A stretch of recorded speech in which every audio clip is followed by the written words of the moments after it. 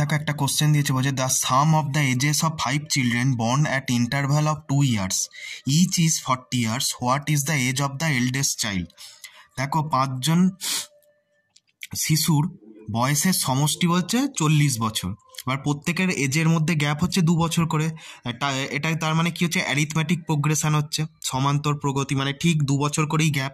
তার মানে আমার এখান থেকে পরিষ্কার বুঝতে পারছি আমি অ্যাভারেজ আমাকে ফার্স্টে বার করতে হবে। দেখো প্রত্যেকের বয়সের সমষ্টি যদি 40 বছর হয়, 5 জনের মধ্যে তাহলে কত হবে, অ্যাভারেজ কত হবে, 40/5, তার মানে 8 হবে। মানে মাঝের জন যে থাকবে তার বয়স হবে 8 ইয়ার্স। এবার আমাকে এল্ডেস্ট চাইল্ড বলছে, এবার প্রত্যেকের মধ্যে গ্যাপ কত, 2 বছর করে। তার মানে এর ঠিক পরের যে হয়েছে, তার মানে এর বয়স কত হবে, 10 ইয়ার্স।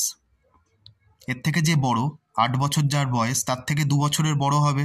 এবার সবচেয়ে বড় এল্ডেস্টকে, 5 জনের মধ্যে এল্ডেস্ট বুঝতেই পারছো, 10 বছর যার বয়স, এর থেকেও 2 বছর বয়স বেশি হবে তার, মানে 12 ইয়ার্স হবে। এই তো সবচেয়ে বড় সবারই মধ্যে, 5 জন শিশুর মধ্যে। তাহলে অপশান ডি এটাই এর কারেক্ট অ্যান্সার হওয়া উচিত, এটাই কারেক্ট অ্যান্সার হবে।